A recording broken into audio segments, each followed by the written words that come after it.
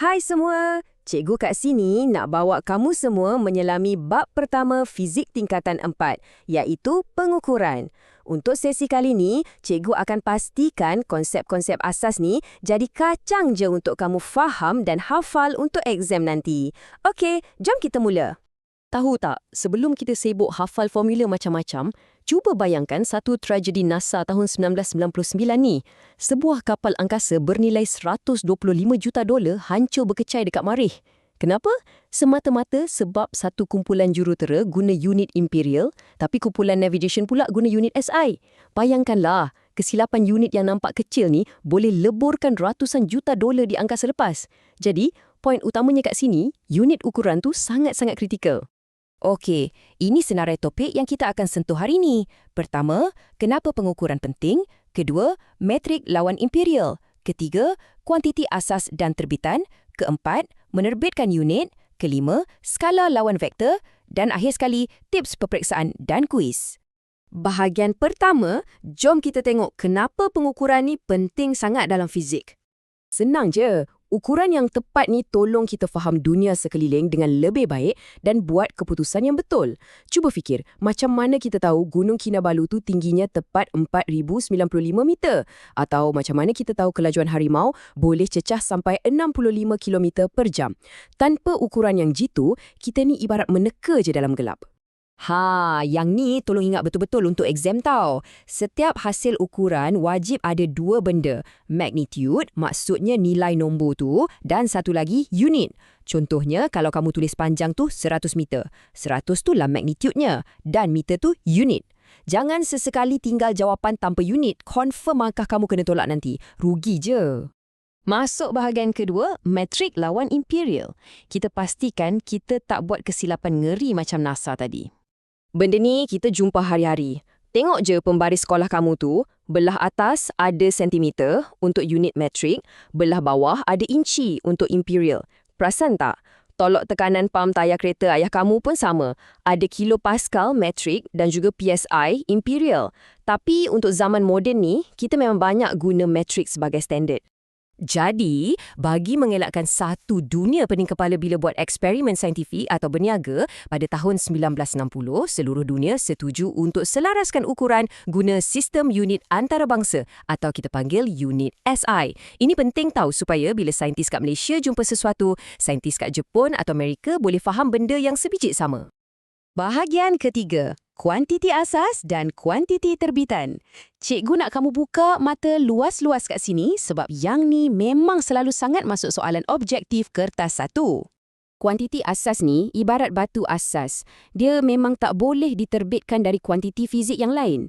Kamu memang wajib hafal 7 ketul kuantiti asas ni, terutamanya panjang, jisim, masa, suhu dan arus elektrik. Dan tolonglah ingat unit SI rasmi dia sekali. Contohnya, suhu, unit SI dia Kelvin tau, bukannya darjah Celsius. Ramai tersilap kat situ. Kuantiti terbitan pula, kita bina dia dengan mendarab atau membahagi kuantiti asas tadi tu. Contoh paling senang, isi padu.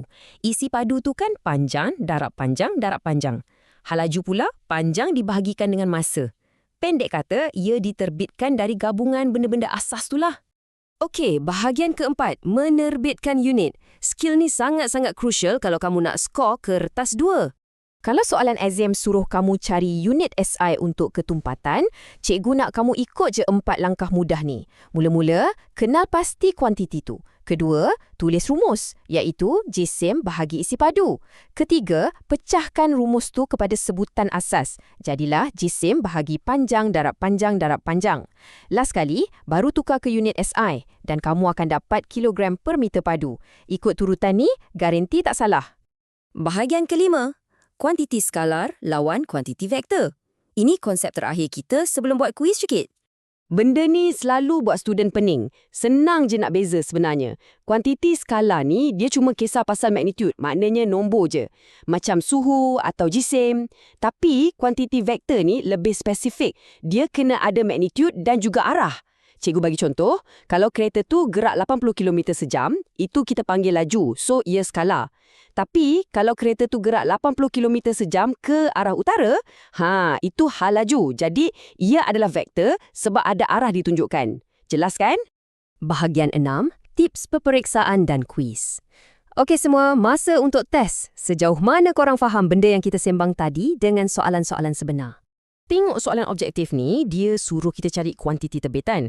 Cara paling senang, guna teknik penyingkiran. Tadi cikgu suruh hafal 7 kuantiti asas tu kan? Jisim, panjang dan suhu kan ada dalam senarai asas tu. Jadi, dah sahlah jawapan yang tinggal dan betul tu adalah berat. Ingat tahu berat tu sebenarnya sejenis daya, so ia memang kuantiti terbitan. Okey, ini perangkap imbuhan saintifik klasik. Selalu sangat student kena kat sini. Huruf P kecil tu apa? Itu pico yang bermaksud 10 kuasa negatif 12. Jadi nak selesaikan 470 picofarad ni, kita kena gerakkan titik perpuluhan. 470 darab 10 kuasa negatif 12, bila diringkaskan bentuk piawainya, kita dapat 4.7 darab 10 kuasa negatif 10. Latih tubi lebih sikit bab pergerakan titik perpuluhan ni ya. Yang ni soalan aplikasi praktikal yang memang famous gila. Macam mana nak jadikan termometer tu lebih peka? Maksudnya nak bagi dia kesan suhu sikit pun dah boleh detect. Jawapannya, kamu kena kurangkan diameter tube kapilari tu. Bila tube tu lagi halus, sikit je suhu berubah, merkuri tu akan mengembang dan bergerak dengan sangat ketara. Soalan terakhir, soalan pertukaran unit. Nak tukar sentimeter padu ke meter padu? Tolonglah jangan main bahagi 100 macam biasa tu. Sebab ada kuasa 3 atau padu kat situ, kamu wajib bahagi dengan 100 kuasa 3. Maknanya bahagi 1 juta terus. Jadi jawapan tepat dia 1.9 darab 10 kuasa negatif 6. Jangan hilangkan markah free kat kecuaian macam ni, okey? Macam mana? Dah ready nak skor A+ fizik? Ukuran ni ada kat mana-mana je. Dari pembaris dalam kotak pensel kamu, sampailah ke projek hantar roket ke angkasa. Kuasai asas ni betul-betul. Ingat kalau satu kesilapan unit je boleh hancurkan roket ratusan juta dolar, cuba bayangkan apa dia boleh buat pada markah periksa kamu.